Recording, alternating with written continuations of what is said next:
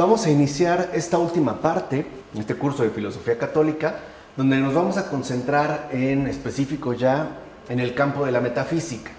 De hecho, podemos decir que esta es la parte que realmente nos interesa a nosotros desarrollar y destacar, aunque era necesario dar este recorrido, ¿no?, filosóficamente intensivo a través de los campos o explorando los campos, lo recordarán, de la antropología, la moral y el conocimiento, para que pudiéramos finalmente aterrizar ya con más elementos, con muchos más recursos intelectivos en este campo de la metafísica. También cabe mencionar que esta metafísica es una especie de respuesta o digamos una alternativa precisamente a lo que Heidegger ha hecho, o por expresarlo de un modo diferente. Esto es justo quizá lo que Heidegger tenía que haber realizado, por lo menos encauzar justamente la indagación filosófica en digamos, por lo menos bajo este tipo de orientación. Ahora nosotros lo que queremos es retomar este planteamiento fundamental e irlo desarrollando poco a poco. Así pues, entramos ya al campo mismo de la metafísica, y para ello nosotros vamos a tomar como texto base, ¿no?, como columna argumentativa, este libro de Fabrice Ayash, a quien ya hemos conocido, ¿no?, con quien ya estamos familiarizados, que se titula Tenga usted éxito en su muerte, antimétodo para vivir. Ese va a ser pues nuestro recurso bibliográfico principal. Iremos añadiendo algunas otras fuentes, como ya lo hemos estado realizando, pero este es básicamente como el centro, ¿no?, que irá guiando nuestra respectiva exploración, ¿no?, sobre todo ya ahora sí, nuestra respectiva exploración metafísica. Pues bien, lo primero, o el primer apartado que nosotros desarrollamos, lleva como subtítulo Muerte en serio. O sea, sí hay que tomarse en serio la muerte. No basta solamente con mencionarla y hacer ciertas divagaciones, ¿no?, al estilo heideggeriano, sino que hay que tomársela muy en serio. Al grado de que, pues, ¿no?, hablando de esta muerte en serio, podríamos comenzar diciendo que no hay fracaso más amargo que cuando la muerte viene a sorprendernos habiendo tenido éxito en el mundo. O sea, tendríamos nosotros que aterrizarlo bajo un contexto encarnado, es decir, bajo un realismo maximalista, ¿no?, que es lo que nosotros también estamos proponiendo.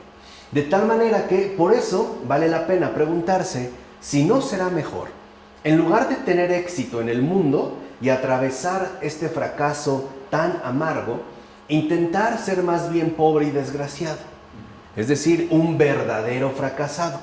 La muerte llegaría entonces como una gran liberación, bajo esta alternativa, ¿no? Si nosotros, pues, fuéramos verdaderamente fracasados, la aparición de la muerte la veríamos por lo menos como una gran liberación, e incluso como una gran bendición, ¿no?, bajo este, digamos, planteamiento en concreto. Ahora, ciertamente, echar a perder del todo la propia vida bajo el reconocimiento sincero de haber terminado en un lamentable fracaso, nos abre a una dimensión sincera de petición, en tanto radical apertura al auxilio de la gracia.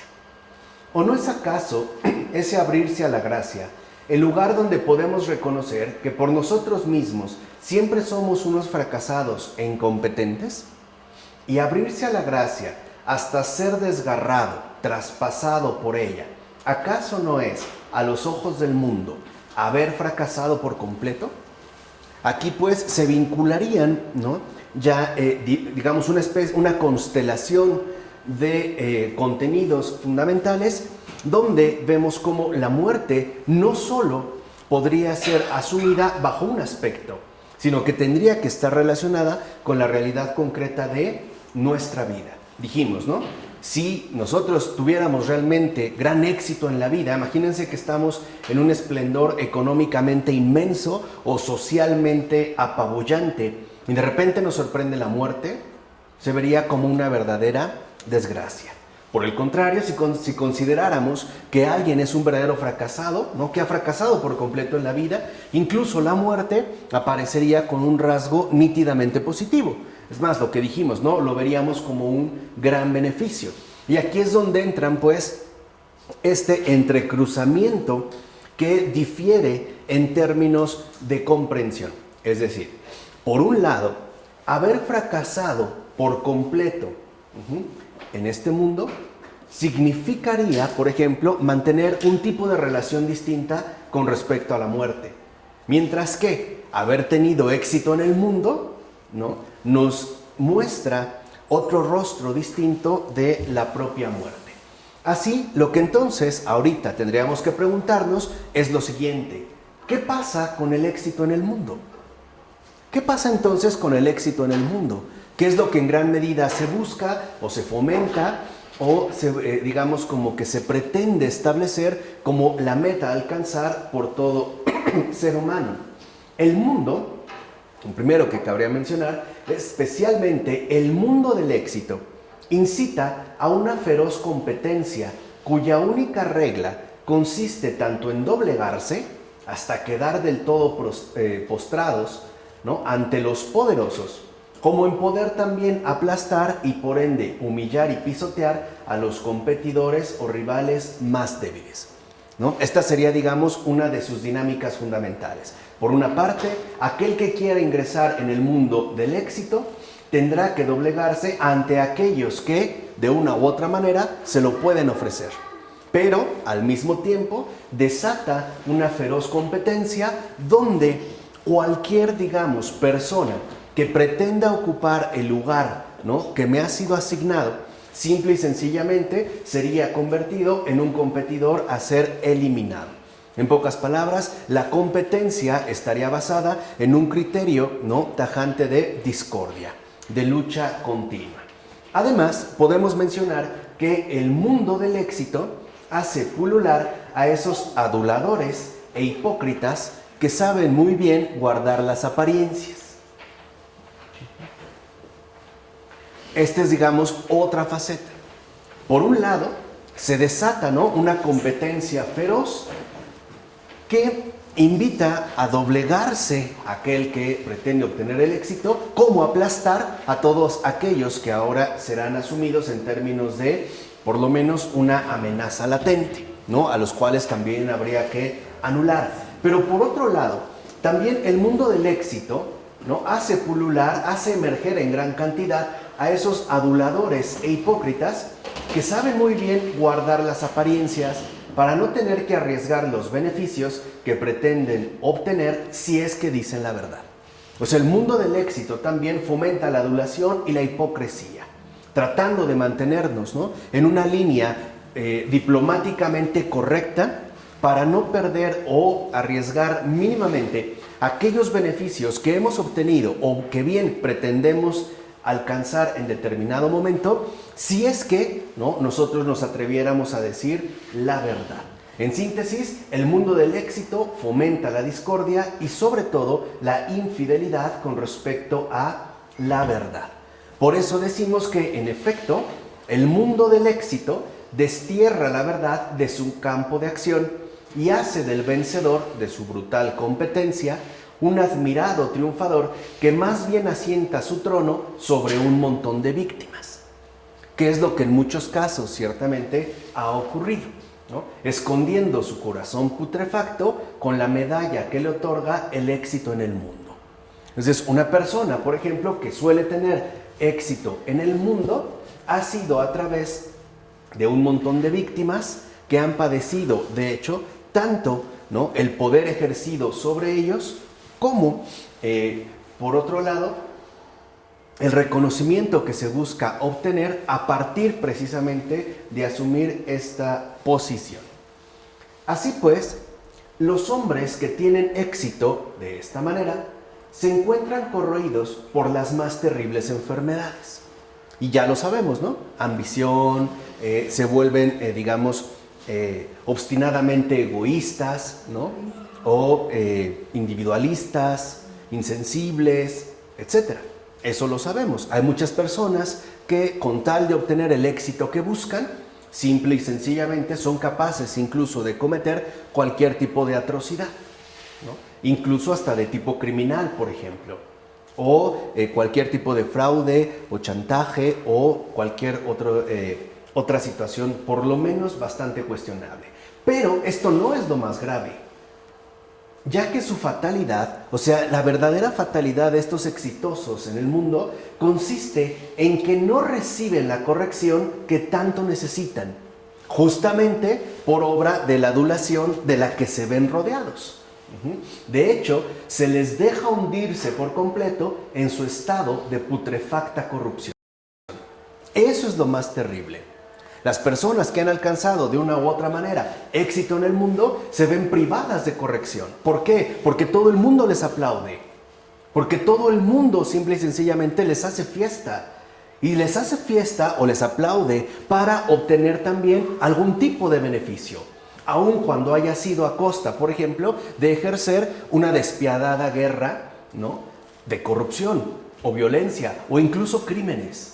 Por ejemplo, cuando suele llegar algún candidato a la presidencia de cualquier país, aunque haya sido a través de fraude electoral o haya sido a través de mentiras, de engaños, es decir, de infidelidad a la verdad, entonces se le aplaude, se le felicita, ¿no? Hasta se le mandan mensajes internacionales de felicitación, de congratulación, y no se le muestra, ¿no?, la necesidad que tendría de corrección. Entonces, lo grave en este caso es esta ausencia de corrección, que lo único que hace es dejar a hundir a este tipo de personas en su ya de por sí putrefacta corrupción. En efecto, la ausencia de corrección es el peor de los castigos, ya que al dejarnos sin corrección, esto promueve que terminemos hundiéndonos más y más en el mal sin que seamos auxiliados. Entonces, esa es, digamos, como el perfil más tenebroso del éxito en el mundo. El éxito en el mundo, finalmente, a lo que nos va a llevar es a la fatalidad de la ausencia de corrección. Y esta ausencia de corrección literalmente nos deja sin ningún tipo de recurso auxiliador que nos permita salir de la situación fatal en la que de hecho nos encontramos. Si todo el mundo nos aplaude, si todo el mundo nos reconoce, si todo el mundo nos felicita, nos adula, ¿no?, e incluso se ejercita frecuentemente la hipocresía, pues esta persona se hunde sin remedio en este abismo del cual, ¿no?, llegado el momento, le será prácticamente imposible salir, al menos por cuenta propia. Entonces, el mundo del éxito es, en síntesis, aquella corrupción de hundimiento en el mal sustentada en la ausencia de corrección. Eso es el mundo del éxito. Que eso es justo lo que nos habíamos preguntado hace un momento. ¿Qué es el mundo del éxito? Aquella corrupción de hundimiento en el mal sustentada en la ausencia de corrección. Y los centinelas del mundo del éxito, dijimos, son la adulación y la hipocresía, ¿no?, dentro de este ámbito. Ahora bien, si no conocemos la humillación que trae consigo la corrección, es decir, si estamos contentos con nuestra situación exitosa en el mundo, entonces nos encerramos en el orgullo y en la ignorancia. Y esta es otra situación también fundamental. Nuestro hocico se pega al suelo y nuestra mirada olvida ver tanto hacia el dolor de los demás como hacia la felicidad de los cielos, ¿no? Esta sería, digamos, otra de las derivaciones que nos ofrece la trampa mortal del mundo del éxito, ¿no? No solo nos deja en total desamparo debido a la ausencia de corrección que promueve, ¿no?, es decir, a través del ejercicio de la hipocresía y la adulación, sino que además nos hunde de tal manera que nos vuelve ciegos hacia las realidades más importantes. Por ejemplo, nos vuelve completamente invisibles a los demás, no percatándonos, por ejemplo, de la realidad concreta en la cual viven, como de esa felicidad eterna que nos es ofrecida día con día. Poniéndolo en términos ya un poco más concretos, podemos decir que el éxito del mundo es a costa, ¿no?, de lo siguiente. renunciar al prójimo y renunciar a Dios. Esa es la médula fundamental del éxito del mundo. Ustedes vean cómo los que tienen más éxito, Dios simple y sencillamente no aparece. Tampoco el prójimo. Están tan metidos en sus propios asuntos, con el hocico hundido en el suelo, ¿no?, en el lodo, que no se percatan de nada más ni de nadie más.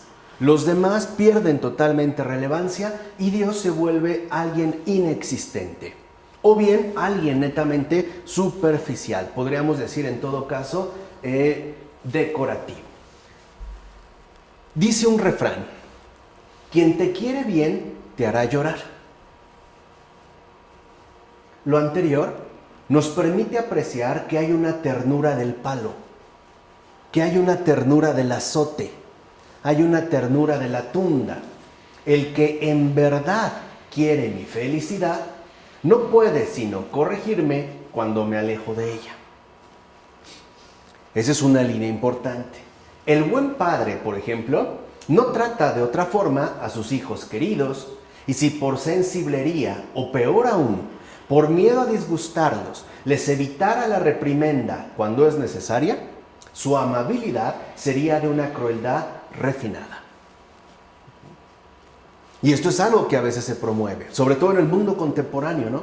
Déjalos que hagan lo que quieran, no les digas nada, no los corrijas, ¿no? Literalmente nos insisten en que no los reprimamos, ¿no?, que los dejemos ser, simple y sencillamente así, a secas.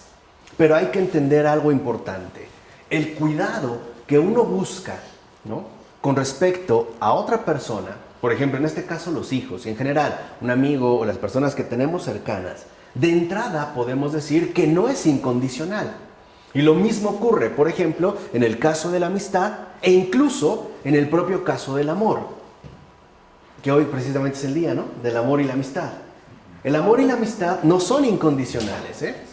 Hay que tener esto muy, muy claro, porque a veces pensamos que, por ejemplo, la amistad es incondicional, ¿no? Te dicen que los amigos van a estar contigo en las buenas y en las malas.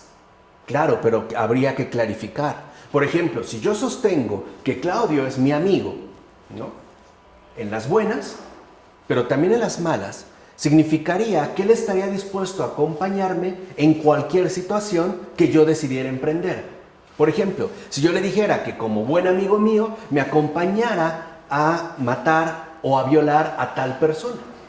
Es más, que incluso él no va a participar. Lo único que quiero es que me ayude a sujetarla para evitarme más problemas, ¿no? De entrada, yo creo que una respuesta en amistad sería no. O sea, no puede ser incondicional. No, si somos amigos y yo te acompaño. No es cierto. ¿Por qué? Porque ahí se manifiesta lo que yo les decía, el cuidado que nosotros ponemos sobre la felicidad auténtica de la otra persona. Lo mismo pasa en el amor. Es justamente porque te amo, por lo que no permito que ciertas cosas, por ejemplo, sean asumidas en tu vida. Yo no puedo decirle, por ejemplo, a mi esposa que precisamente porque la amo, quisiera que se drogara hasta quedar inconsciente. Por ejemplo, ¿no? Simple y sencillamente no hay ahí un carácter real de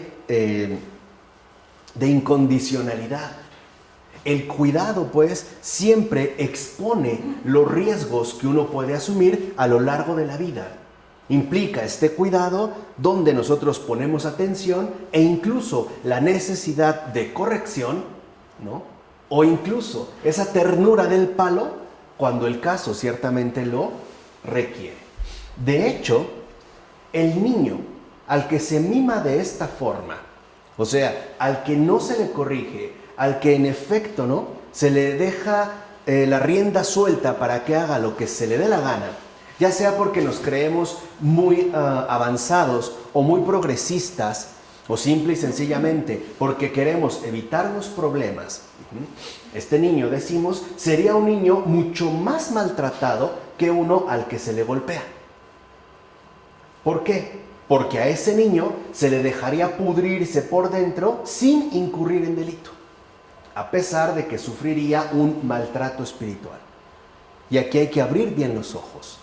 Cuando a veces hablamos del maltrato infantil, que es cierto y que es importante, sobre todo, atender, ¿no?, y erradicar, por lo menos de nuestro tejido social, no olvidemos que el maltrato infantil no se reduce únicamente, por ejemplo, al uso de la fuerza, es decir, en este caso, a los golpes. No, el maltrato infantil también implica un maltrato espiritual. ¿Cuál sería el maltrato espiritual? El no cuidarlos íntegramente, el no velar por su integridad, que hoy es lo que justamente nosotros vemos sucede, ¿no? Pongamos nada más, adelantando un poco la temática. ¿Qué sucede? Cuando a un niño, ¿no?, se le mima en exceso y se le conceden todos sus caprichos. Por ejemplo, uno piensa que le está manifestando su amor, no es cierto. Uno lo está maltratando espiritualmente. Y también hay que decirlo. ¿Por qué? Porque le está inculcando un engaño horrible. Para empezar, este niño se va a malacostumbrar que en la vida todo es sencillo, que basta con que haga un berrinche para que lo pueda obtener. Cuando sabemos que las cosas no son así. Simple y sencillamente, cuando se tenga que enfrentar a las realidades concretas, complicadas, difíciles de la vida, y se tope con obstáculos que al menos, ¿no?, en principio pudieran parecerle insuperables, no estará en condiciones de saber qué hacer. O mejor dicho, las únicas opciones que tendrá al respecto serán dos. O hundirse en una depresión infantil, como suele ocurrir ya, o bien recurrir al suicidio. Serían, digamos, las dos alternativas que hoy en día en efecto vemos mucho más extendidas. Entonces es importante que nosotros no dejemos de lado la cuestión del maltrato espiritual, ¿vale? Se supone que si yo le pego a un niño, incurriría en un delito. Pero ¿por qué no es un delito igual de grave o quizá todavía mucho mayor el maltrato espiritual? Es decir, el descuido integral con respecto a ese niño, al cual, de hecho, me ha sido encomendado y ante el cual yo ejerzo, por lo menos, una custodia en concreto, una custodia en específico. Entonces podemos decir, en estos términos, ¿quién es el que realmente está más equivocado? ¿El que corrige a su hijo, a su hija, incluso con una nalgada, como decían, con una nalgada bien dada? ¿O el que simplemente lo hunde, ¿no?, en ese vacío de fondo que no lo va a conducir en último término a nada bueno? Bueno, ciertamente, ¿no?, y es lo que podríamos nosotros afirmar, una buena trabajadora social debería citar al padre y a la madre y ordenarles que castigaran a sus hijos. Incluso que lo hicieran bajo pena de retirarles la custodia diciéndoles: ustedes le consienten sus caprichos, lo adormecen en la pereza y la comodidad. ¿Qué va a hacer de él?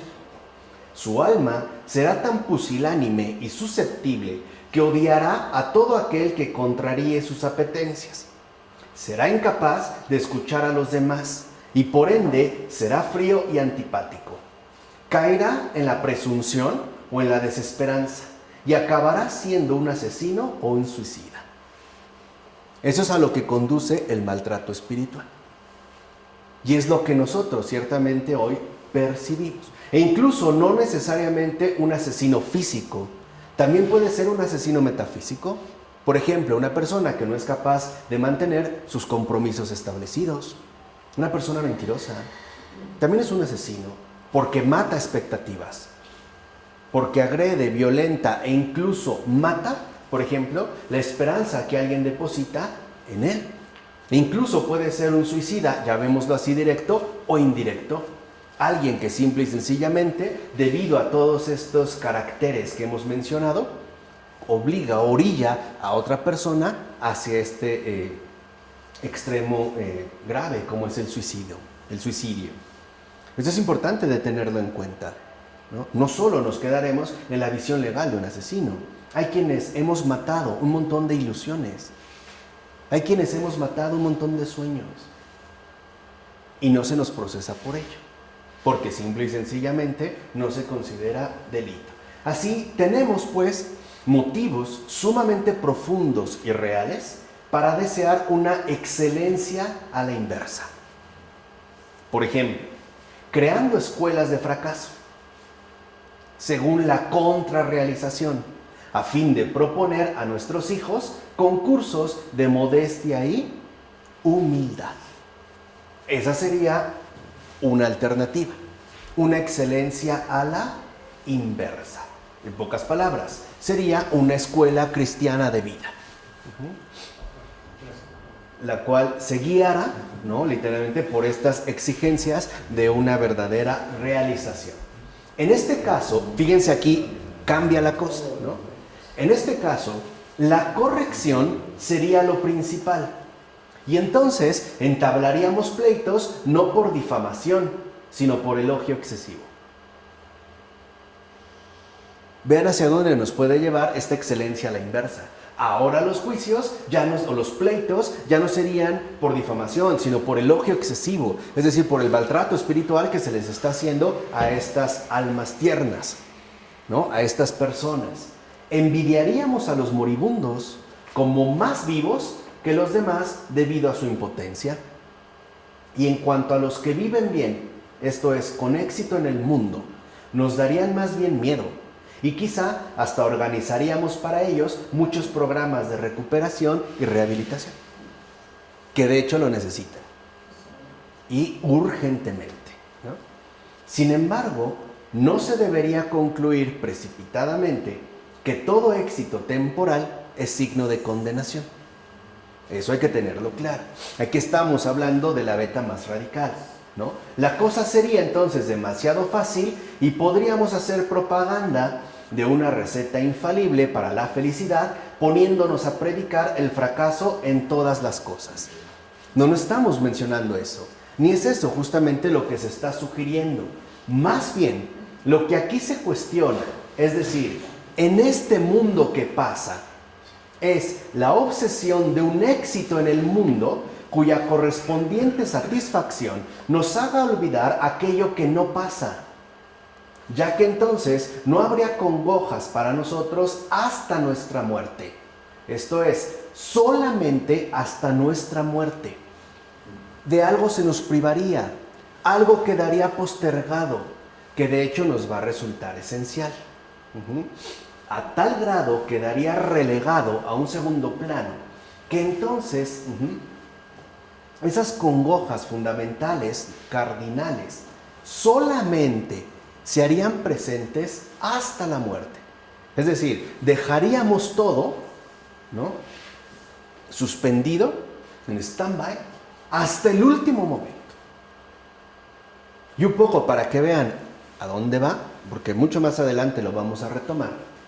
Es como si una persona que tuviera que hacer, por ejemplo, ¿no?, o subir o escalar una montaña, tuviera toda la vida para poder hacerlo. Se ha entrenado en ello. Se ha entrenado en el fracaso de sí mismo, en la desrealización de sí mismo, en el sacrificio de sí mismo, es decir, en el cristianismo, en esta beta que estamos mencionando. Alguien que siempre lo llevaron en camastro o en hombros, y aparte le dijeron toda su vida que era el mejor escalador de montañas del mundo. Le dijeron que era invencible, que él lo podía realizar absolutamente todo. E incluso al subir montañas, la subió porque alguien lo llevaba en hombros y mucha gente alrededor, ¿no?, tanto aduladores como hipócritas, lo iban, ¿no?, festejando y celebrando. Sí, pero cuando llega su muerte, no va en condiciones de hacer aquello que le toca. No sé si se entiende. En pocas palabras, su vida no la ha ejercitado para lo más importante. Llegaría totalmente desprotegido. Es decir, llegaría sin preparación. Y esto es, por lo menos, una situación que nos tendría que hacer pensar bastante. Porque en la muerte la decisión es muy clara. O todo o nada. O Dios o yo. No hay otra. Lo importante es que empecemos a darnos cuenta en qué es aquello en lo cual nos hemos ido ejercitando. En qué condiciones espirituales llegaremos al momento de nuestra muerte. Entonces, ¿qué sucedería entonces? Pues que al llegar la muerte nos envolvería la congoja total. Todos nuestros pasados placeres se harían presentes solo para nutrir nuestro pánico. Todas nuestras exitosas conquistas anteriores no servirían más que para hacer más aterrador nuestro despojo. ¿De qué nos sirven ahora? ¿Qué haríamos en ese caso? Todo lo que hemos construido con el sudor de nuestra frente, ¿no? Todo lo que hemos realizado, se tiene que dejar. Ya no hay alternativa. O lo vamos soltando poco a poco, o nos será arrancado de tajo.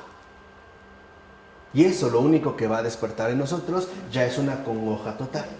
Pero eso, fíjense, aún esto, incluso sería una gracia. En efecto, la muerte, por amarga que sea, se convierte en la última misericordia. Eso es la muerte. Hay que entender la muerte no como esa nada, ¿no? En la que literalmente Heidegger nadea, ¿no? La nada nadea. Más bien él lo hubiera dicho, ¿no? En la nada nadeo yo, o sea, nadea Heidegger. No, aquí no, o sea, la muerte es la última misericordia, porque ahí nos arranca la máscara de orgullo e ignorancia y nos revela la falsedad en la que nos encontrábamos. Y nos tiende una última mano para que no nos hundamos del todo en la mentira y en la frívola falsedad. Es la última misericordia. Aún en este caso, la muerte se convierte en la última misericordia. ¿Por qué? Porque ahí literalmente se ha puesto en juego el todo por el todo. Ahí es donde literalmente se revela la verdad. ¿Dónde está todo aquello de lo que presumíamos? ¿Dónde están las adulaciones que recibimos? Tal vez ahora se transformen de adulaciones en condenaciones o en burlas por el orgullo y la ignorancia en la que nos habíamos finalmente perdido. Entonces, dicho brevemente, podemos decir que con la muerte podemos quizá alcanzar el primer éxito auténtico, ya que las tinieblas en las que entramos de pronto desgarran la claridad falsa y artificial de nuestro tenebroso hábitat. El miedo se hace presente, pero ese miedo es ahora tan vivo y real que hace desaparecer la confianza puesta en uno mismo hasta entonces. Y esto ya tiene una significación importante en términos de metafísica. Ninguno de nosotros puede vencer la muerte. Ninguno. Ninguno la puede vencer. Al grado de que todos hemos de morir. Eso es un hecho. Nadie la puede vencer. Y esto es algo en lo que a veces nosotros como que no meditamos quizá lo suficiente. Ya lo iremos viendo más adelante el por qué justamente se busca eclipsar la muerte. Pero debemos entender que en esa situación de muerte, ¿no?, en cuanto tal, nosotros ante eso no servimos para nada. Nada. No podemos hacer absolutamente nada. Entonces, en este caso, el miedo irrumpe como un grito esperanzador. Es de hecho llamada a algo distinto de mí, es decir, grito de salvación. Por eso es la última ¿qué? Misericordia. Y esto ya se mencionaba, por ejemplo, en los Salmos, ¿no? Las aguas caudalosas estaban a punto de tragarme, ¿no? Y en mi último suspiro a ti grité: Dios mío, soy tuyo, sálvame.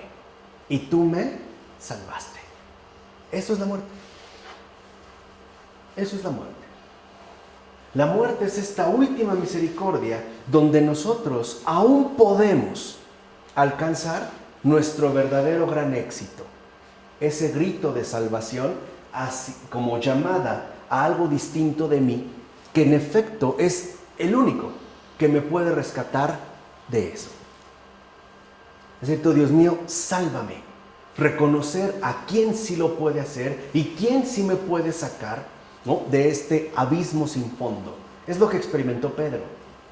Si se acuerdan, ¿no?, en una ocasión donde están los apóstoles en la barca de noche, ¿no?, ven a Jesús caminando sobre las aguas, ¿no? Y este detalle es muy importante. Ahora, lo ven y lo primero es que sienten miedo. ¿no? Se aterrorizan porque piensan que era un fantasma. Pero Jesús los calma y dice, no teman, soy yo. Y Pedro le dice, si eres tú, Señor, entonces mándame ir a ti. Y Jesús le responde, ven. O sea, le toma la palabra, ¿no? Mándame ir a ti. Es este tránsito. ¿Él está en dónde? ¿Qué dijimos? ¿Dónde estaban? ¿Dónde estaban los discípulos, los apóstoles? En la barca. Ahora entiendan bien esto. ¿Qué es la barca? Es la aparente seguridad que nosotros tenemos en este mundo. Es aparentemente, ¿no? Esa tabla que flota sobre las aguas turbulentas de la vida y que más o menos nos va sacando a flote. Son los recursos propios con los cuales intentamos atravesar el mar caótico que llamamos mundo. En pocas palabras, la barca no es otra cosa más que las propias seguridades de cada uno de nosotros. Esa es la barca. Por eso Pedro le dice a Jesús, si eres tú, mándame ir a ti. O sea, no va con la barca, no puede. ¿Se entiende ahora bien la parábola? ¿Se entiende mejor la escritura? Para poder llegar a Jesús, tengo que renunciar a mis propias seguridades. O sea, literalmente, para poder llegar a Dios, tengo que renunciar por completo a mí mismo. Y eso es lo que intenta hacer Pedro. Por eso Jesús le dice, ven. Cuando Pedro pone un pie en el agua, empieza a caminar sobre las aguas. Da unos pasos, de hecho. Ahora, fíjense esto. Da unos pasos. Pero de repente, dice el Evangelio, ¿no? Se vio a sí mismo caminando sobre las aguas y de inmediato, ¿qué? Se hundió. Ahí está. Ya no hay seguridades. Eso es la muerte. La muerte es no tener dónde hacer pie. Es ya hundirse, como el Salmo lo dice, ¿no? En esas aguas caudalosas, donde el único que me puede rescatar es el Señor. Es Jesús, es Él, el Salvador. Por eso es curioso que aunque han visto a Jesús caminando sobre las aguas, no lo adoran. O sea, ya vieron que fue Él. Que ya sería algo verdaderamente insólito, ¿no? Ver a alguien caminar sobre las aguas, por lo menos ya tendría que causar una cierta impresión bastante fuerte. Ellos no. Y cuando se hunde Pedro, ¿qué es justo esto? ¿Qué es lo que dice Pedro? Señor, sálvame. Eso es lo que dice. Y el Evangelio dice, y de inmediato Jesús lo tomó, lo sacó. Ahora vean, lo sacó. Pedro, por sí solo, ante la muerte, no podía hacer ¿qué? Nada. Sus compañeros, ¿qué podían hacer? Nada. Su barca, nada. Se hunde. Y es lo que abre, como última gracia de misericordia, ¿no? Ese grito esperanzador que de hecho hace Pedro, porque es el grito fundamental de la iglesia, de la cual formamos parte. La iglesia también invoca, llama a su Señor para que la salve de todas las aguas turbulentas que se atraviesan tanto a nivel personal como en la dimensión histórica que nosotros vamos atravesando. Y en cuanto lo saca y lo pone en la barca, y Jesús le dice, hombre de poca fe, ¿por qué dudaste? ¿No? Dice el Evangelio, y de inmediato los apóstoles se postraron y lo adoraron. Hasta ahí. Yo pregunto, ¿por qué hasta ese momento se postran y lo adoran? No. ¿De qué se dieron cuenta? ¿Quién es Jesús? Es Dios, exactamente. Porque solo Dios salva. Por eso. Ellos ya se han dado cuenta que Jesús no solo es verdadero hombre, también es verdadero Dios. Porque solo Dios salva. Y en especial de la muerte. Nadie nos puede salvar. De la muerte nadie. Solo Dios. Solo Dios salva. Por eso podemos decir que en este Evangelio se da una epifanía. Hay una manifestación del Señor. Se manifiesta literalmente como lo que es, Salvador. Por eso sabemos que Jesús significa el Salvador. Y yo nada más quiero precisar algo que quizás se les olvidó. Pero él, el inicial, él no es un artículo, es el pronombre, es un pronombre personal. Es él con acento y mayúscula. Él, coma, Salvador. Él, es él. Por eso cuando lo suben en la barca, entonces ahora sí se postran y lo adoran. ¿Qué dijimos al principio? ¿Qué era la barca? A grandes rasgos. Nuestras seguridades. Quiere decir que ahora, aunque nosotros vivimos con ciertas seguridades, ahí no está puesta nuestra confianza, sino que todo nuestro ser se dirige hacia aquel que nos puede librar y salvar absolutamente ¿de qué? De todo, incluso de la muerte. ¿Se entiende? Ese es el grito de salvación. Y aquí precisamente se hace presente lo más insólito. En la muerte inevitable, en ese abismo que nos sobrepasa y aterra, asimismo uno se encuentra cara a cara con la salvación que alienta y fortalece nuestra condición doliente y mortal. Así pues, cuando llegamos por fin a lo último que nos toca, Dios está ahí por y para nosotros. Él mismo ha asegurado y preparado nuestro encuentro definitivo de última hora. Aún en esa última hora, Él está presente. Para muchos, esa última hora será la hora decisiva. Para otros, esa presencia no será algo netamente sorpresivo, sino algo más bien familiar. Para otros, esa última hora será el encuentro cara a cara con el Salvador. Habrá que ver si se está o no en condiciones de aceptar esa salvación. O a lo mejor algunos querrán salir por cuenta propia, ¿no? Como unos lo intentan, que lo único que hacen es hundirse más. O algunos quizá, más torpemente aún, querrán regresar a la barca. O habrá otros que le hablen a sus amigos o a sus discípulos, ¿no? Incluso con nuestras múltiples idolatrías, ¿no?, que tenemos. Yo quiero ver si en ese momento en serio, ¿no?, nuestra salvación viene de ahí. Por ejemplo, alguien que ame y adore las abejas y dé su vida por ellas. A ver si en la muerte las invoca para que las abejas en gran cantidad la libren. Yo creo que ahí se nos arranca, ¿no?, como ese último acto de misericordia, ese grito de salvación.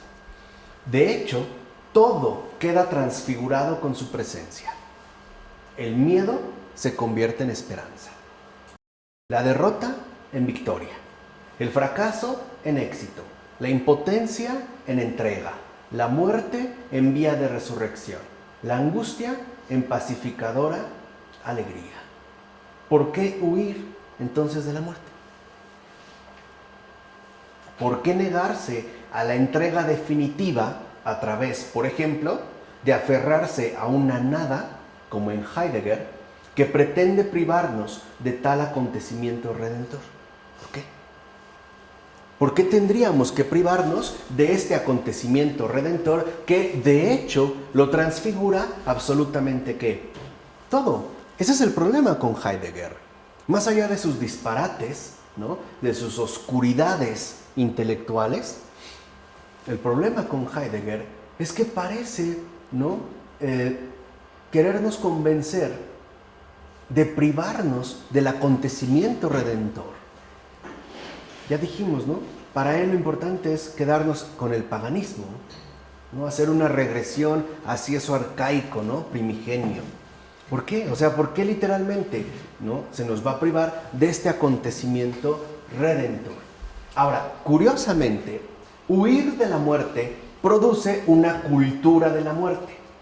Y acoger en serio la muerte, tal y como hemos visto, engendra una cultura de la vida, que más bien tendríamos que llamarla cultura de la resurrección. Quiero que entiendan bien el porqué. El por qué huir de la muerte produce una cultura de la muerte. Dicha huida se ajusta en todo caso a una triple estrategia de rechazo. Fíjense, esas son las estrategias que utiliza la cultura de la muerte. Primera, nos mantenemos apartados de los moribundos de verdad. Segunda, multiplicamos la visión de las muertes ficticias. Y tercera, destilamos la utopía de una inmortalidad terrestre. ¿Vale? Repito, para que quede bien claro esta triple estrategia de rechazo que en efecto sustenta la cultura de la muerte. Primera, ahorita las vamos a ir desglosando, pero primero nos mantenemos apartados de los moribundos de verdad. Segundo, multiplicamos la visión de las muertes ficticias, o sea, engaños. Y tercero, destilamos la utopía de una inmortalidad terrestre, o sea, negación de la caridad para imponer la tiranía de la mentira. Veamos el primer descarte. Nos mantenemos apartados de los moribundos de verdad. El moribundo ya no se considera un viviente, sino un estorbo. Y el anciano no tiene carta de ciudadanía a menos que se comporte en todo como un joven. Por eso hoy aparecen los que les llaman los chavorrucos, ¿no? Personas ancianas que quieren vestirse como jovencitos o que supuestamente destilan, ¿no?, una juventud incuestionable, o ancianas con minifaldas y con unas cabelleras mejores que las de quinceañera, ¿no? Y eso que están súper preparadas las quinceañeras, ¿no? Especiales para el día, ¿no? Unas extensiones pero brutales, ¿no? 60, 70 años y tienen un cabello impactante, ¿no? Incluso los maquillajes, las uñas. Hoy es muy curioso porque uno puede ver a una mujer por atrás con una cabellera fenomenal, piensa que es una jovencita y voltea, ¿no? Y de verdad uno sí se conflictúa, ¿no? Como que no sabríamos bien dónde ubicarlo, ¿no? Lo mismo pasaría en ello. Pero esto sucede por esto, porque se considera, ¿no?, al moribundo como un estorbo. Y la única manera que tendrían los ancianos para estar en este mundo es a través de negar su propia ancianidad. Es decir, presentarse como personas jóvenes y productivas, ¿no? Por ello no es casual, y esto es muy delicado, que cuando un moribundo está en casa, lo primero que suele decir es que no quiere dar molestias. Vean, o sea, entiendan, escuchen, no quiero dar molestias, porque de entrada ya se considera una molestia, una carga, porque eso es lo que nuestra cultura y actual sociedad ha promovido. Sí, son los inservibles. Entonces, el hecho de estar anciano o convaleciente, enfermo, moribundo, es generar múltiples molestias. De tal manera que en lugar de que, por ejemplo, yo experimente una ternura y un amor comprensivos que me abordan a través de las personas queridas, lo primero que se produce en mí es una fuerte angustia por todos los problemas que estoy causando. Desde, a lo mejor, las desveladas provocadas que no dejo dormir, ¿no?, hasta, a lo mejor, las desregulaciones económicas que está produciendo mi atención. Entonces, en pocas palabras, por eso estas personas literalmente lo que quieren es morirse. Pero entiendan, no es por esta entrega plena que hemos mencionado en tanto encuentro con la resurrección. Es por sentirse única y sencillamente como un estorbo. Un estorbo del cual habría que deshacerse lo más pronto que posible. Por eso muchas personas en situaciones drásticas dicen, yo no quiero que me entuben, por ejemplo. Aunque sabemos que son protocolos, ¿no?, establecidos dentro de las organizaciones públicas de salud, es decir, en los hospitales. Aunque ahí también hay un negocio. Muchas veces este entubamiento es para generar más gastos de hospitalización, por lo caro que resulta, ¿no?, engordar la factura, pero al mismo tiempo para aprovechar cualquier tipo de órgano servible. Y eso también hay que tenerlo muy en cuenta. Ahí hay un negocio turbio. No podemos ser ingenuos. Pero esto es lo que quiero que entiendan. Ese es el primer descarte. O sea, el saber que soy un estorbo, ¿no?, que tiene que ser, del cual se tendrían que deshacer lo antes que posible. De hecho, un amante de los suplicios chinos, ¿no?, que sabemos que eran como muy ejemplares, ¿no?, al respecto, se quedaría deslumbrado ante este suplicio tan refinado. Fíjense, educamos a un ser en el olvido de su propia muerte. Y de pronto, cuando esa muerte se acerca, lo abandonamos a su suerte y además observamos con incomodidad la espantosa confusión en que se debate nuestro extraño. ¿Se entiende la crueldad? Es grave, ¿eh? ¿No es lo que estamos viviendo? Tal cual no hemos llegado a este grado tan exaltado de crueldad. No hemos llegado al punto en el que educamos a un ser en el olvido de su propia muerte, haciéndole creer que no va a suceder, no se habla de ello, ¿no? Incluso adulándolo, ofreciéndole estos engaños, ¿no? Estas dosis de mentira para irlo anestesiando. Y una vez que ésta llega, que ésta se presenta, lo dejamos ahí, literalmente lo botamos, ¿no? E incluso lo empezamos a mirar con cierto recelo. En pocas palabras, tal parece que hoy en día no sabemos muy bien qué hacer con un moribundo. No sabemos muy bien cómo reaccionar o cómo estar ahí, y para ello creo que podríamos acudir a la obra importante, ¿no? Y bastante saludable de Elizabeth Kubler-Ross, esta gran tanatóloga que en efecto dedicó toda su vida, más de 50 años, al trato, acompañamiento y comprensión de los moribundos. Pueden leer de él cualquier libro, incluso más si están pasando por un duelo, por ejemplo, vale la pena. Pero si no, cualquiera de sus libros. Hacer entender que en efecto el problema con un moribundo es que se le hizo olvidar su muerte y ahora la tiene que afrontar. Y ahora que le ha llegado finalmente la muerte, ¿no? Cuando lo educamos en el olvido de su propia muerte, lo dejamos a su suerte. Ni siquiera sabríamos acompañarle o darle, ¿no? algún tipo de consuelo. Ahora, ¿cómo no nos iba a pedir que lo matáramos de inmediato? ¿Cómo no nos iba a pedir eso? ¿Cómo no nos va a pedir que lo matemos? No, hija, ya no gastes, ya no me lleves al hospital, ¿para qué estás gastando tanto? Mejor aquí en la casa, ya Dios dirá. Pero no, vean de dónde está, digamos, de dónde es que está brotando esta petición.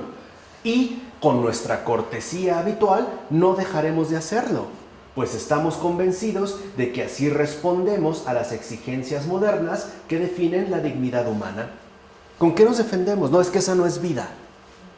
¿Qué decimos? Es que ya estaba sufriendo, ¿qué? Demasiado. Nosotros mismos provocamos ese sufrimiento. No la preparamos literalmente para morir en paz. Porque nunca la preparamos para su muerte. Le tendimos una trampa. Y es literalmente una trampa mortal. Y cuando llega a esa situación que va a resultar inevitable, simple y sencillamente la abandonamos. Así de simple. Pero nos queremos justificar diciendo que esa no es vida, cuando en realidad es que no era vida desde muchísimo antes. Es decir, desde el maltrato espiritual que había recibido. Desde la multiplicidad de engaños y mentiras en la cual la habíamos enrolado. Esa no era vida. No esto que vemos. Y para tratar de apaciguar nuestras conciencias, decimos que era lo mejor, que ya dejara de sufrir. Pero ¿no será que más bien los que quieren dejar de sufrir somos nosotros? ¿No será que los que queremos dejar de sufrir desvelos, atenciones, desgastes, somos más bien nosotros? Este es un planteamiento importante. ¿Queda claro? Segundo descarte, lo dijimos, ¿no? Multiplicamos la visión de las muertes ficticias. Vean nada más cómo anda nuestra actual Cacalandia, ¿no? Como decía Robert Musil en su gran obra El hombre sin atributos. Segundo descarte. Esta ocultación que hemos mencionado no sería lo bastante eficaz si no fuera acompañada de una banalización. O sea, no solamente se trata de ocultarla, no, sino que se hace acompañar esta ocultación sobre todo por una banalización. En efecto, para ignorar algo a fondo no basta solamente con ignorarlo, ya que es preciso además hacer creer que de hecho lo conocemos muy bien. Esa es, digamos, como la definición importante que propone la banalización. Por eso, las muertes espectaculares están presentes por doquier en nuestras pantallas. Documentales sobre campos de exterminio, imágenes de cataclismos llenas de cadáveres, series televisivas sobre asesinos en serie, reportajes donde aparecen muertos en masa, películas donde mueren personas como si nada ocurriera, etc. ¿Sí o no? No estamos infestados de muertes ficticias. ¿No con ello se quiere banalizar la muerte, haciéndonos creer que en efecto la conocemos? Cuando en realidad lo que ocurre es que la estamos desconociendo por completo. Sin embargo, la muerte personal, solitaria, insustituible e incomparable, ya sea la mía o la del ser amado, no deja de ser más que una total desconocida. Y por eso, cuando irrumpe en nuestra vida, quedamos por tanto desarmados y perplejos y nos ponemos a odiar la vida misma, considerándola una impostura. ¿Qué es lo que está ocurriendo, por ejemplo, en muchas almas, sobre todo jóvenes? Odian la vida porque ahora ellos consideran que es una impostura. Pero es una impostura porque es el regalo que sus padres les han dado. Puros engaños. Hoy creemos que todo es sencillo y ellos todavía más. Que todo se puede solucionar rápidamente. Que por ejemplo, ¿no? Los noviazgos se superan fácil, con tiempo. Búscate otra, no pasa nada. Es más, inscríbete a redes sociales. Suscríbete a Tinder. Haz clic. Ahí encontrarás el algoritmo de la felicidad, ¿no? Ahí se te ofrecerá la persona ideal para ti, para tener una relación espectacular, sobre todo, claro está, sexualmente fascinante, ¿no? Que por cierto, en el caso de la sexualidad es donde hoy aparecen los nuevos terroristas, ¿no? ¿Por qué? Porque también se busca hacer una bomba sexual, literalmente reventar de placer, explotar, ¿no? Como esos que se ponen bombas, nada más que ellos se ponen condones y otras cosas para poder llegar a esta explosión placentera. Pero bueno, cerrando el paréntesis. El punto aquí está en que esta impostura finalmente produce un desencanto terrible. Porque no se les ha enseñado la realidad de las cosas. En pocas palabras, no se les ha mostrado la vida. Se les ha mostrado una parodia, un cuento, pero cruel. Y esa es la gran diferencia. Es como aquel niño que no perdonaba a su papá porque el papá le dijo, yo siempre voy a estar contigo. Se murió. Y el niño de verdad no lo perdona. Bueno, el joven ya, ¿no? O el adulto, no lo perdona. ¿Dónde estaba esta cuestión? Yo siempre voy a estar ahí para ayudarte. ¿Dónde quedó? ¿Dónde fue? Entonces, esto es delicado porque estas imposturas, en efecto, lo que producen en último término es un odio mismo hacia la vida. Las cosas no son como me dijeron o como me habían enseñado, o no son, digamos, tan fantásticas como aparentemente, ¿no?, me habían hecho creer. ¿Y quiénes son los primeros responsables? Los padres. Los padres de familia, los padres y las madres. Y después los círculos más allegados. Es como estos niños de primaria que en México el año pasado les preguntaron ¿de dónde vienen las lechugas? Y dijeron, del supermercado, del refri, de ahí. Cuando en realidad hay una total omisión de fondo. En pocas palabras, no los estamos preparando para la vida, precisamente porque les estamos excluyendo la muerte. Ok, tercer descarte, es decir, destilamos la utopía de una inmortalidad terrestre. Tercer descarte. La negación de la muerte conduce a una negación odiosa de la vida. De hecho, es la última y más profunda consecuencia. Esa es la más dura de las consecuencias que generan esta cultura de la muerte. El deseo de una vida siempre color de rosa, tal y como supuestamente aparece en la pantalla de los televisores, conduce a la más amarga de las decepciones. Tú ves simplemente, ¿no?, en las series televisivas que están tan en boga o en muchas de las películas más recientes, cómo la vida literalmente es por completo inverosímil. Por ejemplo, en estas telenovelas románticas, ¿no?, donde viven una aventura apasionada, superan conflictos, etcétera, ¿no? Se ven, a pesar de que los padres estén en contra, ¿no?, su amor es invencible, etcétera. Yo nada más me pregunto, bueno, ¿y el protagonista de la telenovela a qué hora trabaja? Así de sencillo. ¿Qué, de verdad no trabaja? ¿Qué no tiene otras ocupaciones ordinarias, como arreglar asuntos cotidianos o domésticos tan básicos? ¿Qué ni siquiera de verdad va al baño? ¿No? Se pareciera que ahí todo es magnífico. Vean las casas, aparte que salen donde viven, ¿no? Son castillos, mansiones. No será lo mismo, a lo mejor, si yo voy a recoger a mi novia o voy a ver a mi novio a su verdadera vivienda. De entrada la cosa cambió. Ya no están a lo mejor los autos tan lujosos, sino 2, 3, ¿cómo le llamamos aquí? Estos triciclos, ¿no? Con carritos o botes de tamales o qué sé yo. Ahí la cosa cambia. Y es justo lo que nosotros, ¿no?, entendemos, sobre todo a la manera de una impostura. En pocas palabras, no rechazamos los engaños que se nos ofrecen, despreciamos la vida que tenemos. O sea, en lugar de realmente reaccionar ante esa fantasía, ¿no?, venenosa que se nos quiere compartir, nos amargamos con la propia realidad que tenemos que asumir.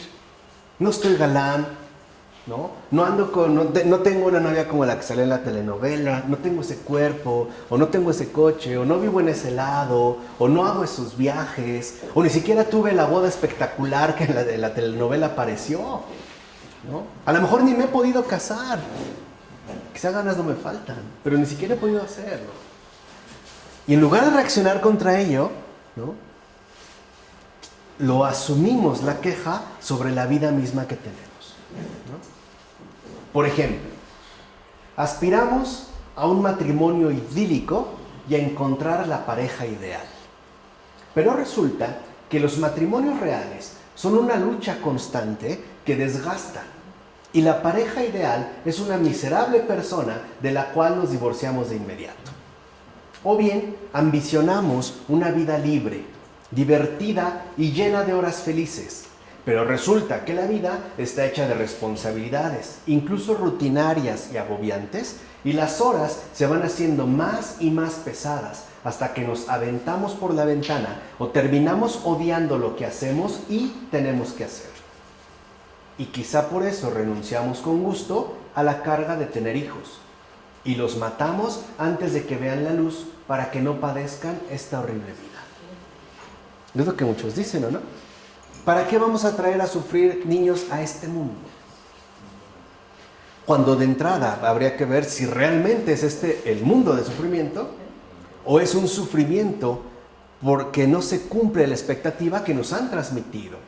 Y si realmente es un mundo de sufrimiento, ¿por qué no hemos hecho nada para cambiarlo? ¿Por qué negar de alguien que venga? ¿No? Es como si yo dijera, ¿no? Le voy a negar la entrada a mi casa a cualquier persona porque está muy sucia. Nadie va a entrar ya. ¿Para qué meto a alguien a mi casa? Está bien sucia. Ya, se cierra, nadie entra. Más bien quizá lo primero sería limpiarla. Además, nuestra cultura de la diversión, incluso ininterrumpida, ojo, a fin de ahorrarnos la muerte, ha producido una sociedad experta en el asesinato espectacular de masas a distancia que para nada perturba nuestra comodidad y digestión. ¿Cuántos bombardeos no hemos visto de ciudades? Y no por ello dejamos de cenar, por ejemplo. Muchos de nosotros a lo mejor cenamos o desayunamos, vemos las noticias, ¿no?, mañana, tarde o noche, qué sé yo, comiendo. A lo mejor es la hora en la que aprovechamos.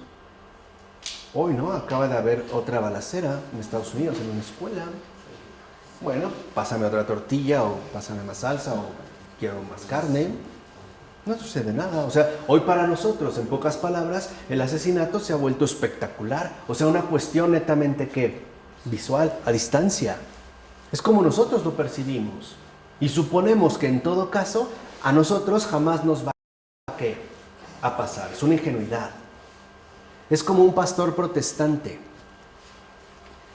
que dejó dicho lo siguiente, porque murió en los campos de concentración de Auschwitz.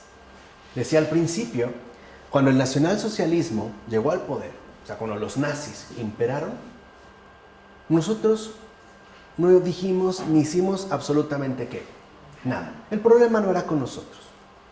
Cuando empezamos a ver las detenciones, los abusos, los asesinatos, etcétera, de los judíos y las deportaciones, tampoco dijimos nada. Nosotros no éramos judíos. No tenía nada que ver con nosotros. Lo dejamos pasar. Después, cuando vinieron por los católicos, tampoco dijimos nada. Nosotros no somos católicos. Ellos han de tener algo que pagar. Se los llevaron. Al final, vinieron por nosotros. Y entonces ya no había nadie para ayudarnos. Eso es lo que genera el espectáculo. Nos hace pensar que de eso está muy lejos. ¿Es del otro lado qué? Del mundo. O en otro continente. O simple y sencillamente está a miles de kilómetros de distancia. O mejor aún, no es en mi colonia. Mi colonia es segura. Mi colonia es muy segura. Tiene vigilancia 24 horas al día, cámaras. Yo estoy libre, no es cierto. No es verdad. Eso es justamente lo que se busca promover. Esa es, digamos, como la toxina fundamental de la espectacularidad. Hacernos creer que de ello nosotros estamos libres, estamos a salvo. Y más tratándose de la muerte. En pocas palabras, se banaliza la muerte haciéndonos suponer que a todos se mueren menos uno mismo. E incluso en las películas, no sé si han visto qué fácil es matar a otra persona. Con un balazo, 2 balazos, y luego ya están teniendo relaciones sexuales, se bañan, normal, como si nada, de verdad, como si nada hubiera ¿qué? Pasado, ¿no? Hasta brinca, 2 disparos y brincan y caen, y luego ya siguen platicando, o sea, como haber jugado un pequeño partido de fútbol amateur, ¿no? Metimos 2 goles y lo que sigue, hombre, no sucede nada, ¿no? El mundo sigue igual. Pensar que en efecto los otros se mueren, yo no. Cuando sabemos que eso es absolutamente falso. Es una vil mentira. Porque no solo se trata de que los otros se mueren, yo también voy a morir. A mí también me llegará mi última hora, la hora decisiva. Y si los otros se mueren de esa manera, y para mí se está volviendo algo normal, tampoco entonces me sorprenda que a lo mejor alguien cercano a mí muera de esa forma. O que simple y sencillamente, ¿no?, también me toque a mí ahora entrar a formar parte del espectáculo, que hoy se buscan minimizar o neutralizar a través de las llamadas estadísticas, ¿no? Esta información superficial que oculta la realidad profunda de las cosas. Pero bueno. De hecho, puede decirse que estamos consiguiendo el crimen perfecto, ya que el humanismo moderno pretende financiar laboratorios donde se realice la producción del hombre nuevo infatigable, tan rendidor como un detergente e incorruptible como los desechos no biodegradables, que en último término implica la destrucción del hombre real tal y como lo conocemos, es decir, en tanto materia mortal y vulnerable, para convertirlo en un material experimental, esto es, en basura, que se puede reciclar en nombre del progreso y el bienestar mundial. ¿O no se enteraron que ayer por fin ya lograron elaborar la llamada piel electrónica, que se regenera por sí misma? Súper rendidora como un detergente e incorruptible sobre todo, que se puede regenerar por sí misma, incluso programar para poner las tonalidades que se quieren. Ahí está ya, o sea, ahí está, digamos, como en esta línea que vamos mencionando. Así pues, para que nuestra felicidad no sea el artífice de nuestra desgracia final, una desgracia incluso organizada en torno a sustanciosos programas económicos de financiamiento internacional, es necesario que esa felicidad sea conciliable con la muerte, o mejor dicho, que se encuentre ya en nuestro respectivo transitar por la vida. ¿Cómo podemos entonces aprender a morir en tránsito por la vida? ¿Qué significa, por tanto, tener éxito no en la vida, sino que en la muerte? Esta es la excelencia invertida. Conviene distinguir aquí entre la defunción y el morir. Es decir, entre la muerte en tanto que final de las funciones vitales y la muerte en tanto que acción que nos conduce a ese final, ya que la primera concierne al muerto, mientras que la segunda afecta y corresponde al vivo. En efecto, si bien es cierto que la defunción termina nuestra carrera terrestre, el morir comienza desde nuestro nacimiento para vivir eternamente. Por eso morimos. Justo para eso morimos. Alguien se quejaba con amargura del por qué pasan los años. Porque te espera la eternidad, por eso. Porque si no pasaran los años, nunca llegarías. Porque si simple y sencillamente no atravesaras o este tránsito del morir, la eternidad te sería inaccesible. Ahora entienden el por qué el Señor incluso permitió la muerte. Lo convirtió en nuestro acceso privilegiado a la vida eterna. Y conste, ahí hizo el Señor una de sus más grandes obras maestras de misericordia. No hay ser humano que no tenga que morir. ¿Sí o no? A lo mejor no todos vamos a ser santos, o no todos vamos a ser tan generosos, o no todos vamos a ser tan misericordiosos, o no todos vamos a ser tan virtuosos, pero todos vamos a la muerte. Todos. Vamos, a lo mejor no todos le entramos por el camino estrecho de las virtudes, pero todos tenemos que pasar la muerte. Es decir, a todos nos contempló el Señor para la salvación. ¿Desde dónde? Desde la muerte. Alguien puede decir, yo no fui bueno. Sí, pero te vas a morir.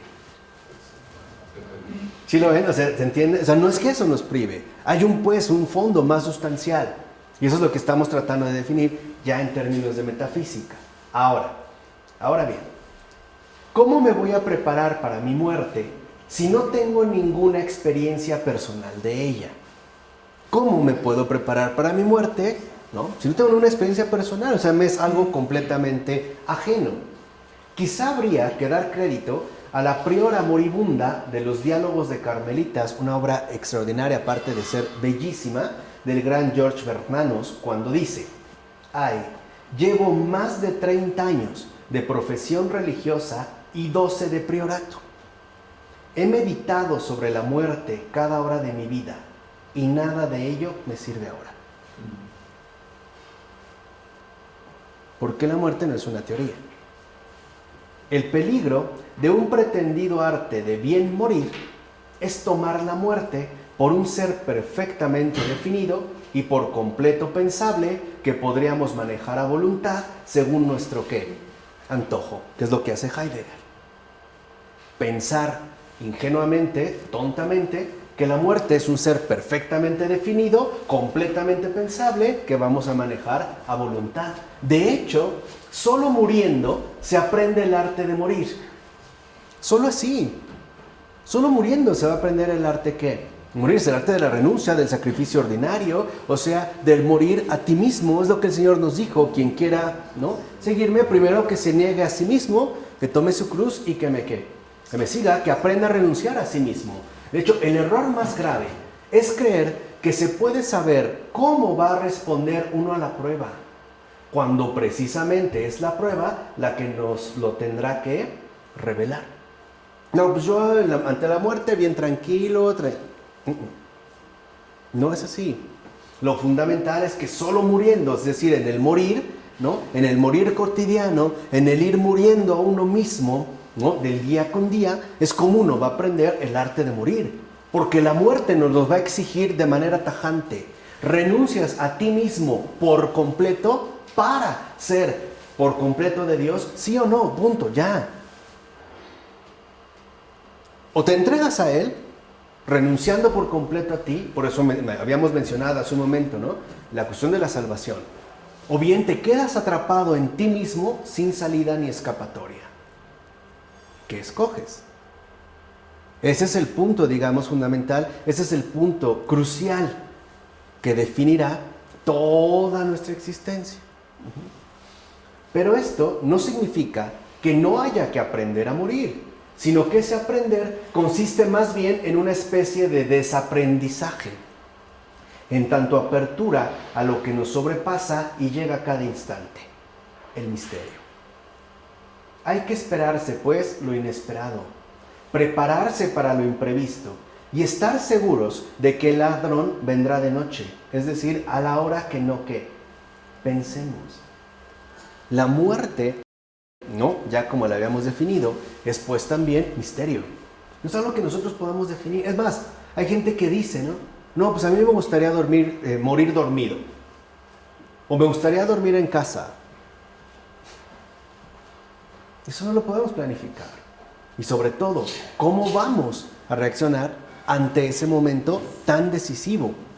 A lo mejor quizá, como un Voltaire, que siendo literalmente tan bufón, tan burlón, tan sarcástico, especialmente con la religión católica, la Iglesia católica, que al morir gritaba y aullaba porque decía que veía demonios que se acercaban a él. ¿Qué sucede? O sea, ¿qué sucede en esos puntos realmente fundamentales? Por eso nos tenemos que preparar para el misterio, eso lo debemos de entender. O sea, la muerte no es algo que dominamos, no es algo que podemos definir, no es algo que podemos pensar con exactitud, porque ya involucra, ese otro ámbito que en efecto pertenece al misterio. Ahora, ¿qué significa esto en concreto? Nada más y nada menos que la pérdida de cierto dominio orgulloso, que de hecho nos prepara para llevar a cabo la entrega de sí a cierta trascendencia, en humildad, pues la muerte es, en este mundo, una relación con lo que no es de este mundo. Es lo que yo les había mencionado hace un momento. La muerte es, pues, una relación en este mundo con lo que no es de este mundo. Así pues, la negación de la muerte trataría de constituir un universo en el que la muerte no sea de este mundo, ni esté tampoco en este mundo. Por el contrario, la preparación para la muerte quiere hacer de la muerte algo que está en este mundo y que es de este mundo por entero. ¿Se entienden las dos tendencias? Por un lado, la negación de la muerte. No, ni de este mundo, ni nada, tal. La otra, la preparación, que entonces pertenece por completo a este mundo. Pero en ambos casos se rechaza la muerte como tal, pues se la reduce a un problema accesorio o soluble. Es decir, se la deja de aceptar como lo que es, un misterio. De hecho, aprender verdaderamente a morir consiste justamente en abrirse a esa dimensión de misterio en tanto apertura a la trascendencia, o sea, con aquello que, aunque no es de este mundo, es su creador y fundamento, Dios. Así pues, tomarse en serio la muerte siempre nos relaciona con Dios, o sea, con la vida eterna, que es lo que hemos tratado de mostrar. ¿Y qué es una buena muerte? Solemos decir, por ejemplo, que una buena muerte es aquella de la que uno ni cuenta se da, ¿no? Nos gustaría ser arrebatados en el sueño. Me fui a dormir y ya, no desperté.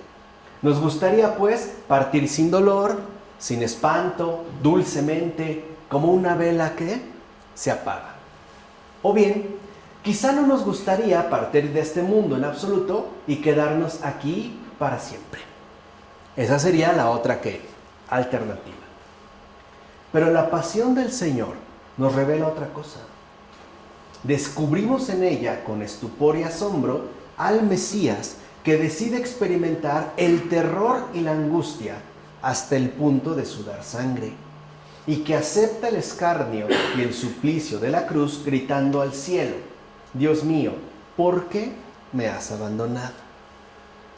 Para el fiel creyente, la cosa está clara. Esa es la buena muerte. La muerte por excelencia, puesto que es la muerte querida y asumida por Dios mismo. Esa es la buena muerte. ¿Cómo puede entonces coincidir la buena muerte con la que a nuestros ojos es la peor de todas? ¿O no morir así, de acuerdo a la pasión del Señor, es la peor de todas? ¿Cómo podría coincidir esto con la buena muerte? Ciertamente, todo hombre está obligado a morir voluntariamente. Y no es que todo hombre quiera morir, sino que frente a una muerte ineluctable, la voluntad siempre tiene libertad para la rebelión o el consentimiento. Cada quien acoge la muerte en una cultura de vida o bien la niega en una cultura de muerte.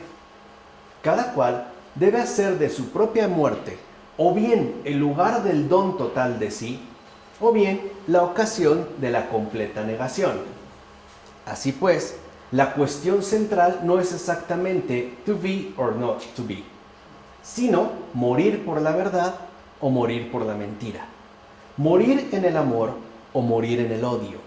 Esto es, optar por la resurrección o quedar sin remisión. O sea, o resurrección o irredención.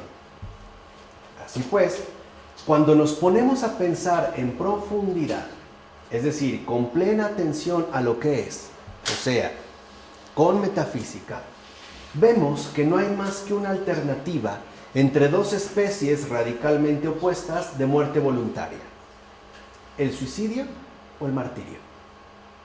A cada uno de nosotros nos toca elegir entre la cuerda del suicidio y la cruz del martirio. Por eso, precisamente, Jesús y Judas Iscariote tienen dos muertes completamente ¿qué? Distintas. ¿Por qué Judas Iscariote acabó en la cuerda, colgado en la cuerda? ¿Por qué se suicidó? Porque no confió. Porque no renunció a sí mismo. Porque no murió a sí mismo.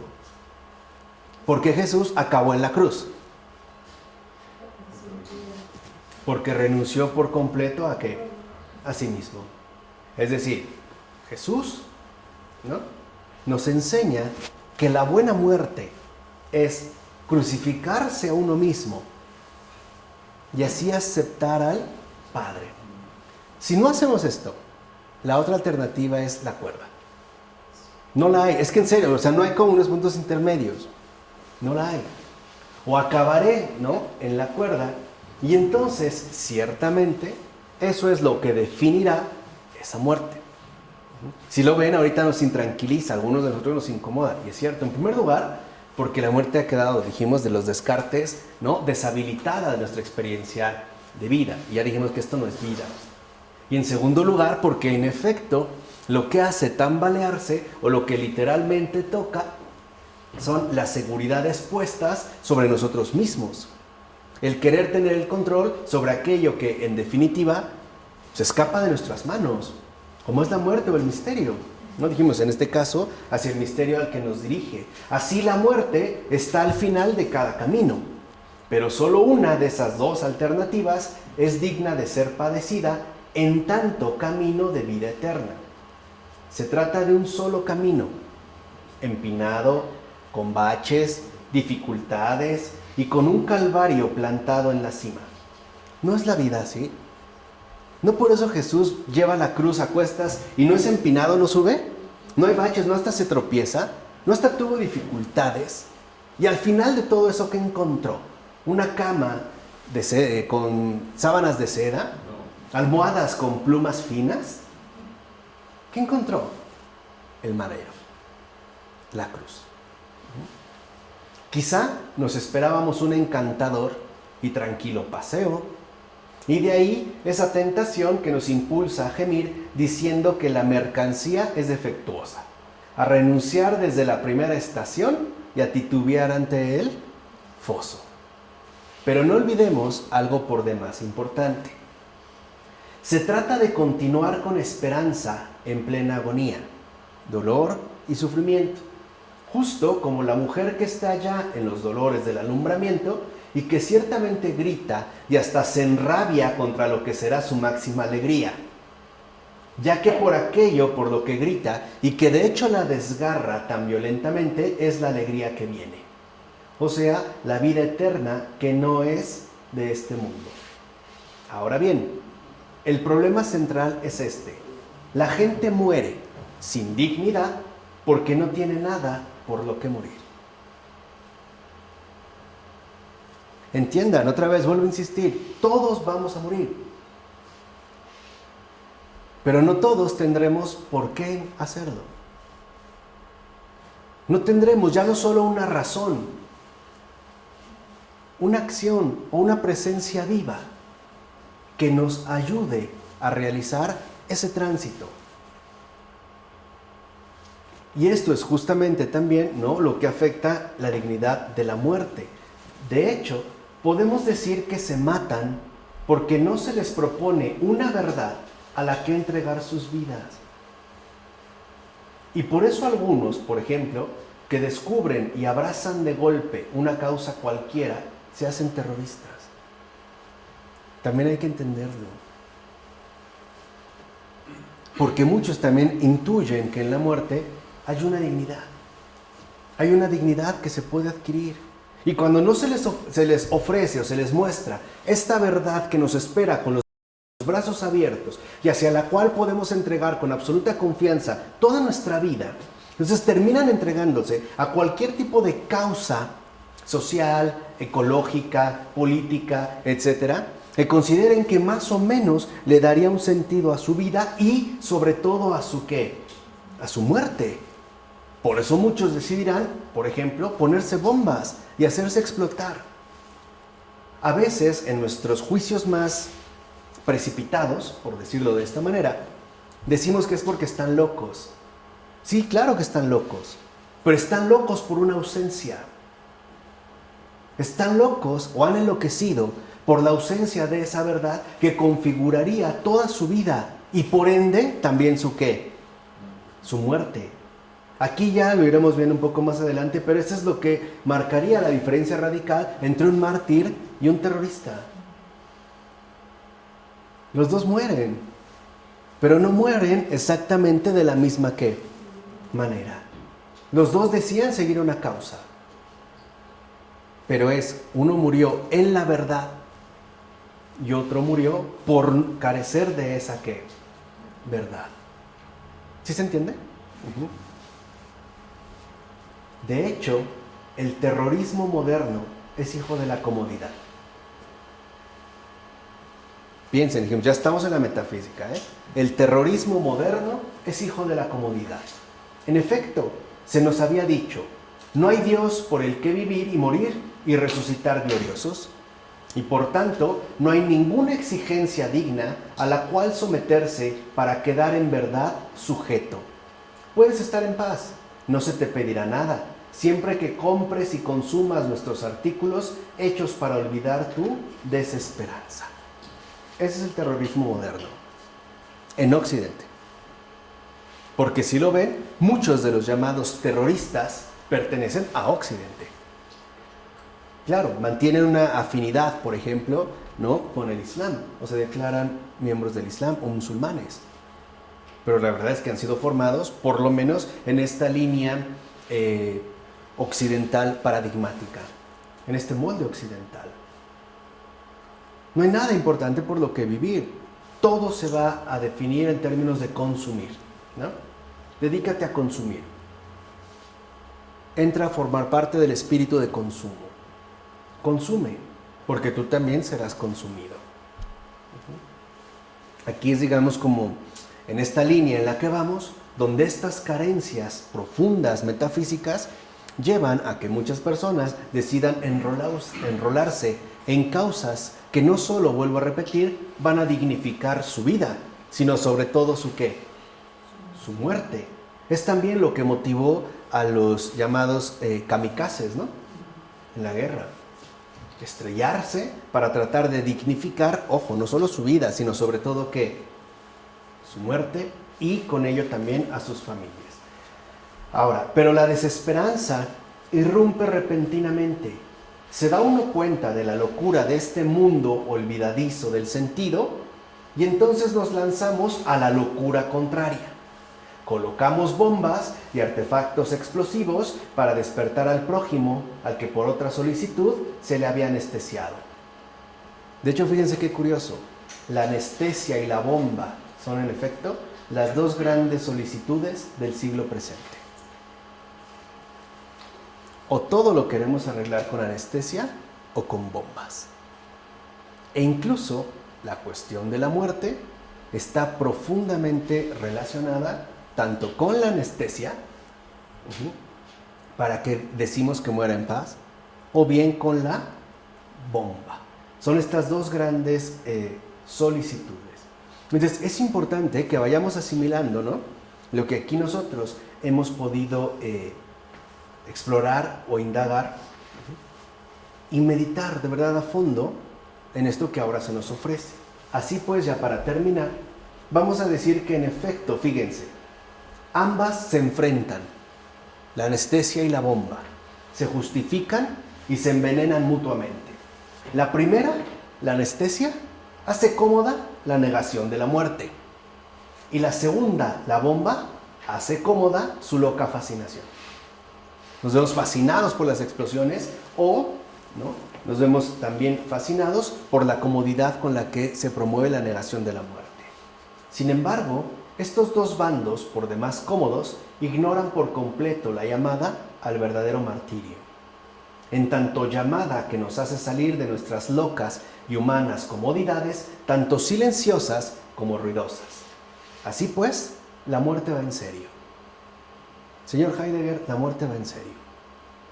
Y por eso mismo exige que seamos desgarrados por completo, llenos de esperanza y regocijo por amor a la vida, por amor a la eternidad, cuya esperanza de vida corona de hecho el martirio. El mártir se consume en la muerte por amor a la resurrección. No lo olviden. El mártir se consume en la muerte por amor a la resurrección. El terrorista se descompone en la muerte por no haber tenido esa resurrección a la cual amar, por haber carecido de esa verdad que lo transfigura absolutamente todo. Por eso recordémoslo: muerte en serio. En nombre del Padre, del Hijo y del Espíritu Santo. Amén.